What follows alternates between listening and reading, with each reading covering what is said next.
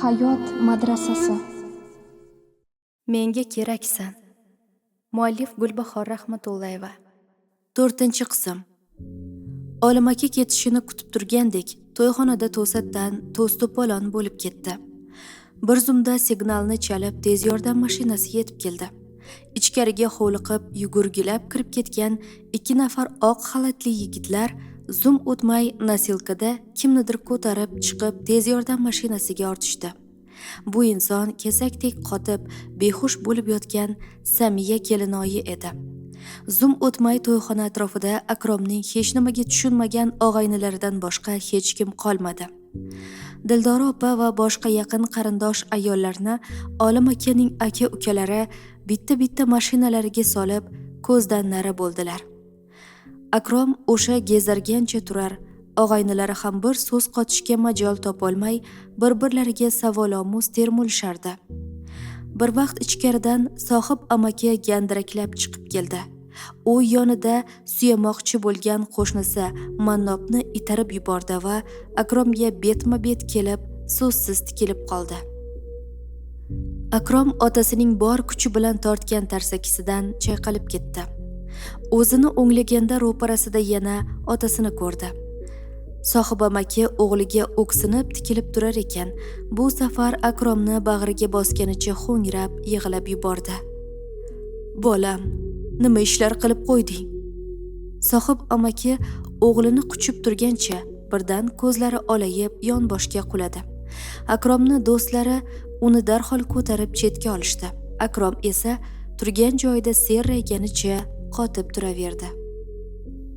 Kuyov jo'ra Kozim Sohib amakining qo'lidan bir parcha qog'oz tushib qolganini ko'rib, uni oldi va beixtiyor unga ko'z yugurtirdi. Tibbiy ko'rik natijasi takroriy. Salomov Akrom Sohib o'g'li. AIDS infeksiyasi. Qon tahlili. Tahlil natijasi ijobiy. Kozimning peshonasidan sovuq ter chiqib ketdi. U qog'ozni g'ijimlab cho'ntagiga soldi. Akromning do'stlari shundoq ham barchasini tusmollab bir qarorga kelib bo'lishgandi. Ular Akromni mashinada olib kelib, darvozasi yoniga tushirishdi. Hovliga kirishga jur'atlari yetmadi.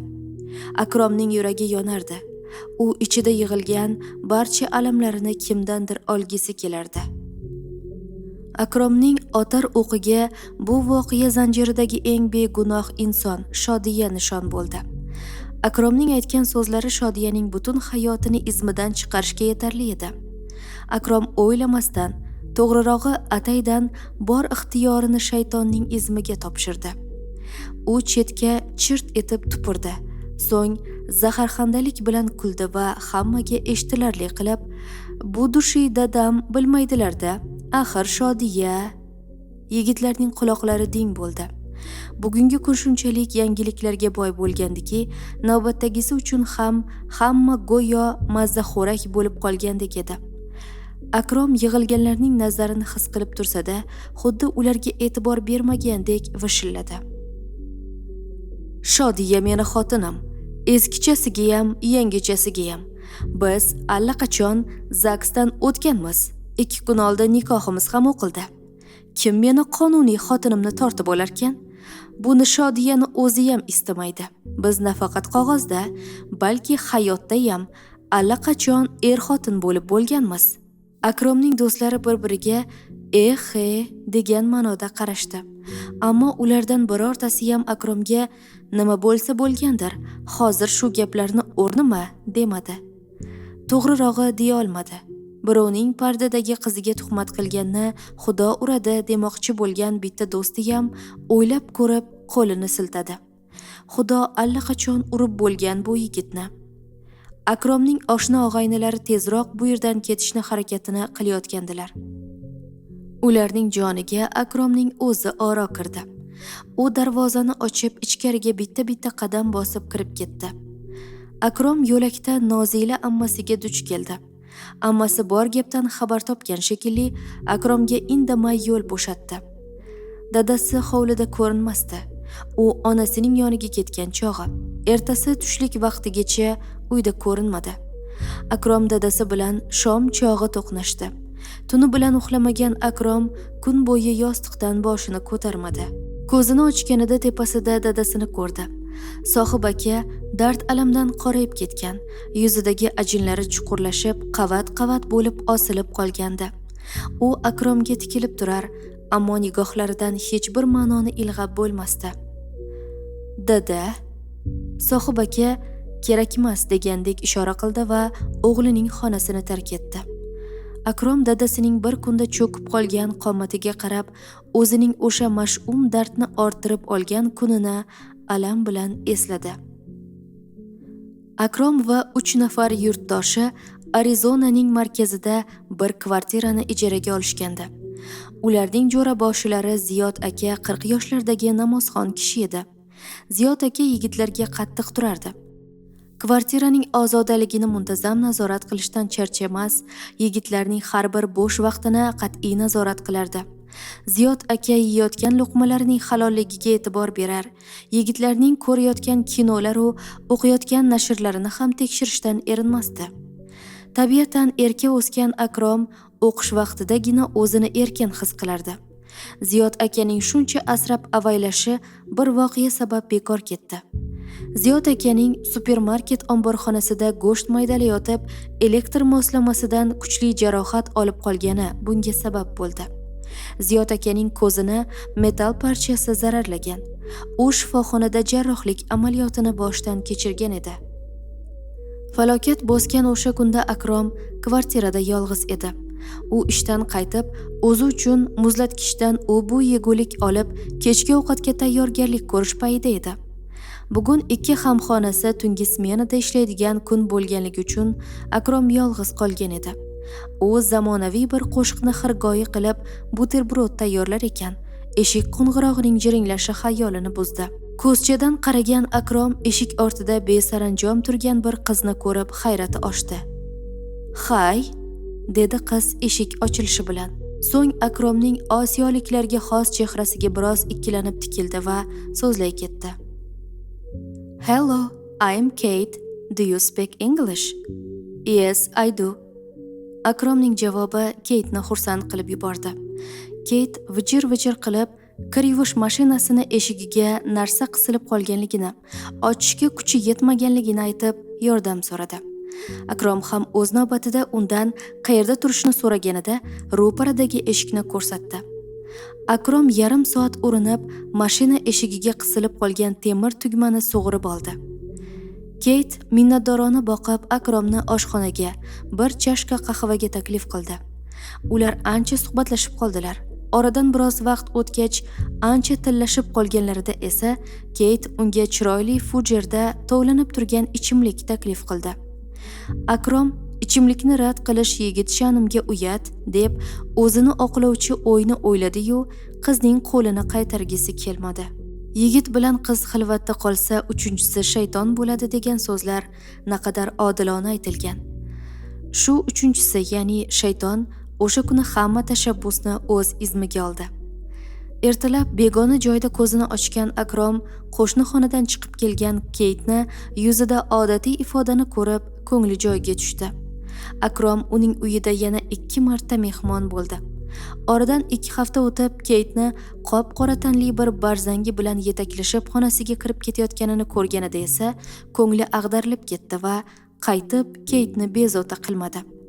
Aftidan Kate'ning ham Akromsiz kuni yaxshi o'tayotgan edi chog'i.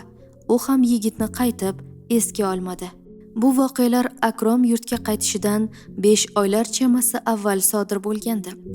Kate bilan bo'lib o'tgan voqealar Akromning ko'nglini ba'zan g'ash qilardi-yu, ammo yigitchilikda nimalar sodir bo'lmaydi deb o'ziga o'zi yupanch berib qo'yardi. Ammo hamma gap ana shu ammoda. Siz urug'ni qayerga ekaningizni yodingizdan chiqarishingiz mumkin, ammo yer uni undirib, barini oshkor etadi. Bu so'zlarni aytgan inson zab alloma bo'lgan ekanda. Akrom Shodiya bilan tibbiy ko'rikka tahlil topshirishganiga oradan 3 kun o'tib, bundan bir necha oy avval Arizonada ekkan doni unib chiqqanda ham o'zini butkul abgor qilishga majbur etishidan topdi. Tirik odam bir kun o'lishini biladi, lekin bu tarzda emas. Bir nafasda Akromning boshiga tog' emas, tog'lar qulab ketdi. Hammadan ham yomoni u Shodiyani sevib qolgan edi. Akrom umrida ko'p qizlarga oshiq bo'lgandi. Shodiyani uchratganida esa u oshiqliklari bir havas ekanligini, Shodiya hayotining mazmunliligini his qildi. Shuning uchun ham shifokorlarning bu nikohdan voz kechish haqidagi takliflariga xo'p dedi-yu, ammo o'zi bilganidan qolmadi. Akrom xonasining derazasidan quyoshning botishiga termulib yotarkan, umrimda quyoshning qayta chiqishini yana necha marotaba ko'rar ekanman deb o'ylar edi. Yomon xabarning qanoti bor. Odamzod shunday xilqatki, ko'p hollarda yaxshilikni tez unutadi, ammo yomonlikni ba'zan esa shu yomon xabarlarga qo'shib chatib, o'z hissasini qo'shmasa, ko'ngil atalmish allanimasi joyiga tushmaydi. Qilg'iliqni qilgan kim u, javobini bergan kim? Aybsiz doim aybdor bo'ladi. Bu hayotning yozilmagan qonuni. Shodiya Akrom bilan to'ydan oldin gap so'z obdon bo'laladi. Biror mard topilmadiki, "Hey musulmon, seniyam o'g'ling, qizing bordir. Birovning qog'ozdagi o'roqlik qandek qiziga bilar bilmas hukm chiqarma" deydigan. Biron mard topilmadiki, "Kuyov yigit alamzadalikdan shu gapni aytgandir. Bilmasdan gapirib, gunohimizni yanada ko'paytirmaylik" deydigan. Ko'z o'ngimizda o'sgan qizdan shunday qiliq chiqarmidi deb mulohaza qiladigan vallomatdan darak bo'lmadi. Bir ikkita shunday o'ylaganlar ham, "Ha nima? Ko'z o'ngimiz emish. Ko'z o'ngimizda o'sgan yigitni karomatini ko'rdik. Qiz ham shuning birida" deb yonayotgan o'tga o'zlari yana shox-shabba bosib qo'ya qolishdi. Akromning gaplari Olim akaga yetib kelganda, u g'azabdan o'zini bir balo qilib qo'yay dedi. Olim aka kuygandan kuydi. Bir tarafdan shuncha yillik do'sti. Olim aka do'stidan shuncha xafa bo'lishga, g'azablanishga tirishsa ham buning uddasidan chiqa olmadi. Do'stining o'zi kabi vaziyat qurboni ekanligidan o'rtanib ketdi. O'zining ahvoli do'stining ahvoli oldida bir navi ekanligini his qilganda, sohibning oldiga uchib borgisi kelar. Kuydirgi bola-ya, hammamizni bu dunyoda do'zaxga tiqding-a, deb Akromdan o'pkalardi. Bir tarafda esa jon jigari, hayotining bir parchasi, Muniskina qizi Shodiya. Shodiya bir kunda so'lib qoldi. Haliyam Akromning o'zi haqida to'qigan bo'xtonini eshitgani yo'q, ammo qachongacha? Teshik quloq bir kuni barini eshitadi-ku. O'shanda Shodiyaning holi nima kecharkin? Olim aka o'ylab o'yiga yeta olmay qoldi. Vaqt oliy hakam. Bo'ldi, hammasini vaqtning hukmiga havola qilaman. Olim aka shularni o'ylab hovliga chiqib ketdi. Oradan 4 oy vaqt o'tdi. Shodiya o'qishga qaytgan, o'qishdan bo'sh vaqtida yana tikuv sexida ishlardi. U qishloqqa bormay qo'ygandi. Akromning o'ylamay aytgan gaplari qizning guldek hayotini barbod qilib qo'ygan, butkul izidan chiqarib yuborgandi. Shodiya hujjatlarda ham rasman, ham shar'iy taraflama Akromning xotini edi. Ikkala tomon ham bu xatolikni to'g'rilash haqida o'ylar edi-ku, ammo bir-birlariga uchrashishga yuraklari dov bermasdi. Mana shu 4 oy Shodiyani butkul o'zgartirib yubordi. Shodiya juda ozib ketdi. Ammo u shuncha g'am, tashvishni ichida shu darajada go'zallashib ketdiki, bechoraginaning bu holati yana bir dunyo gap so'zlarga sabab bo'ldi. Shodiyaning o'zi esa bamisli hissiz qo'g'irchoqqa aylangan. Hayotning kamalak ranglari uning uchun oq-qora ranglarga aylanib qolgandi. Kun yorishmay eshikning qo'ng'irog'i jiringladi. Bemavrid jiringlagan qo'ng'iroqdan Olim aka ne bir xayolga borib, darvozani ochishga intildi. Yo'l-yo'lakay hozir deb ovoz berganicha yuzini chayib olishni unutmadi. Darvozani ochar ekan hayratdan dong qotdi. Ko'cha yuzida do'sti Sohib turardi. Olim aka do'stini bunchalik o'zgarib ketgan deb o'ylamagandi. Sohib aka bir so'z bilan aytganda adoyi tamom bo'lgandi. Sohib aka do'sti Olim tomon qadam tashladi, ammo bir so'z aytmay yer chizdi. Olim aka vaziyatni qo'lga oldi. "Kel do'stim." Do'stim so'zini eshitgan Sohib aka baralla ho'ngrab yig'lab yubordi. Olim akaning ham ko'zlaridan yosh yumaladi. "Yig'lama, yig'lama do'stim." Sohib aka do'sti Olim akani quchoqlab oldi. "Meni kechir, meni kechir. Kechirimga loyiq emasman, ammo baribir meni kechir." Olim aka do'stiga o'pkasi to'lib arang shivirladi. Men seni kechira olmayman. Sababi kechirishim uchun seni aybdor deb hisoblashim kerak. Ammo bo'lib o'tgan voqealardan seni aybing yo'q, aslo. Olim aka so'zini davom ettirdi. Yur uyga, uyda bafurja gaplashamiz. Sohib aka bemajol ingradi. Olim, men bilan ketishing kerak. Iltimos, hech nima so'rama va men bilan yur, faqat tezroq. Olim aka tezda ayolini ogohlantirdi-yu, do'sti bilan yo'lga tushdi. U do'stidan nima gap deb so'roq so'rashga botina olmas, Sohib akaning ham xayoli boshqa joylarda edi. Mashina qishloqdan chiqib shahar yo'liga tushganda Olim akaning ko'nglidagi g'ulg'ulasi yanada kuchaydi. Shayton uni turli ko'chalarga boshlardi. Uning bir xayoli qizi Shodiyaga ketdi. Shaharga ketyapmiz, qizim tinchmikan? Nega bemahalda yo'lga tushdik? Nega Sohib meni yo'qlab qoldi? Yo Akrom Shodiyaga? Yo'q, Xudo saqlasin. Mashina orasta bino yoniga yaqinlashguncha Olim akaning bo'lari bo'ldi. Mashinadan tushganlarida bu yer kasalxona ekanligi ma'lum bo'ldi. Bir necha oq xalatli allakimlarga tushuntirish berib, kichikkina xonaga kirishganlarida Olim akaning barcha shubhalari tarqadi. Uning o'rnini cheksiz iztirob egalladi. Sababi xonaning o'ng taraf devor tagida bir hovuch suyak bo'lib Akrom yotardi. Uning faqat chiroyli qosh ko'zigina Akromligidan darak berib turardi. Olim aka o'kirib yig'lab yuborishdan o'zini arang to'xtatdi. Akromga nisbatan shu vaqtgacha ko'nglida yig'ilgan bor nafrati va gina qudrati zumda izsiz yo'qoldi. Olim aka Akromning yoniga borib ohista shivirladi. Bolam.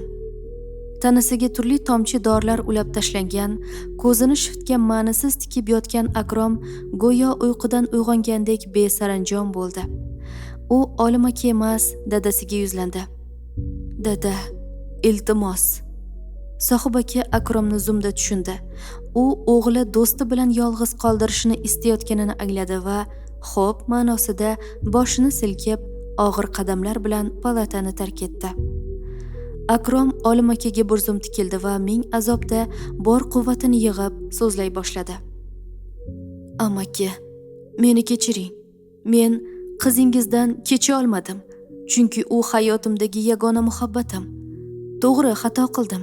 Bu xatoyimni badalini umrim bilan to'ladim. Umrim bilan. Ammo ketish shunchalar azobliki. Akrom bir nafas sukut saqladi. So'ng u bor fikrlarini jamlab so'zda davom etdi. Men o'shanda Shodiyadan voz kechmaganimning bir sababi bor edi. O'shanda kasalligimdan xabar topgach bir reja tuzgandim. Men umrimning so'nggi kunlarini baxtiyor o'tkazmoqchi bo'ldim, Shodiya bilan. Siz noto'g'ri tushunmang. Shodiya uyimizga qadam bosganida unga barchasini aytib iqror bo'lmoqchi edim. Shodiya yonimda bo'lsa bas edi. Men unga hatto barmog'imning uchini ham tekizmoqchi emasdim.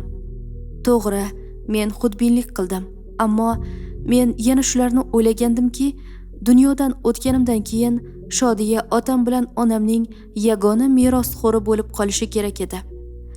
Xullas, bu hayot doim biz o'ylagandek bo'lmas ekan. Sizga shularni aytmoqchi edim. Amaki, meni kechiring. Faqat dilingizdan kechiring. O'ylamay bosgan qadamim uchun kechiring. Yuragingizga yetkazgan sitamlarim uchun kechiring.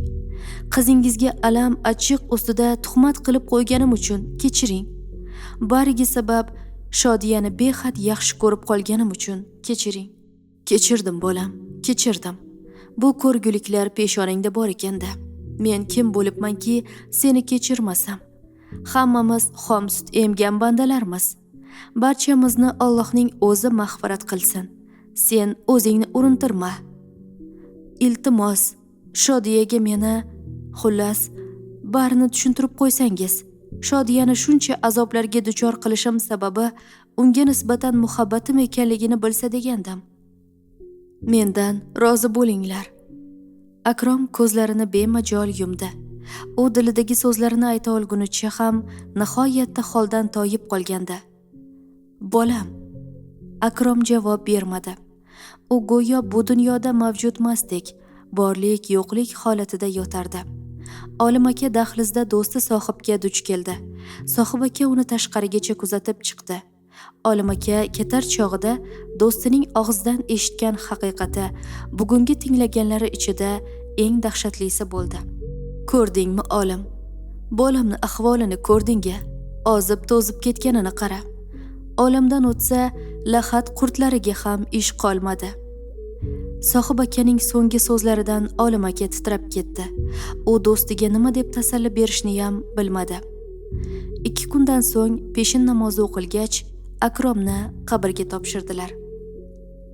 Akrom olamdan o'tganidan so'ng shodiyalarning eshigi tagida yana sovchilar bozori qaynay boshladi. Avvalgilardan farqli o'laroq bu safargi sovchilar turmushi buzilgan, beva qolgan, bolali, hattoki quda anda qilgan katta yoshli erkaklardan edi. Shodiyaga ko'p farqi yo'q, bamisli tosh qo'g'irchoq, ammo kuyganda otasi, ayniqsa onasi kuyib ketdi. Bu tomonda Shodiyoraning ham bo'yi yetib qolgan, bechora Shodiyaning boshiga kelgan sho'rish savdolar uning ham guldek hayotiga daxl qila boshlagandi. Olim aka bilan Dildora opa ming alamli bo'lmasin, Shodiyani turmushi buzilgan bo'lsa-da, biror yoshroq yigit topib turmushga berish harakatiga tusha boshladilar. Shunda kunlarning birida ularning ostonasida Botir yuborgan sovchilar, uning onasi va xolasi ko'rinish berib qoldilar. Dildora opa dastavval gap nimadaligini tushunmay kalovlandi. Bir vaqtlar bu ayollar qizi Shodiyaning qo'lini so'rab kelganlarida bergan rad javobi yodiga tushdi. Dildora opa ushbu ayollar bu safar kichik qizi Shodiyoraning qo'lini so'rab kelishgan deb o'yladi. Dili ozorlandi. Qiz tuqqanga tuhmat deganda men nazarda tutilganman-da deb o'ylab ich-ichidan o'ksidi. Mehmonxonada sovchilar bilan so'rashib, asosiy masalaga ko'chganda garang ahvolga tushib qoldi. Sovchilar Botirdan Shodiyaga edi.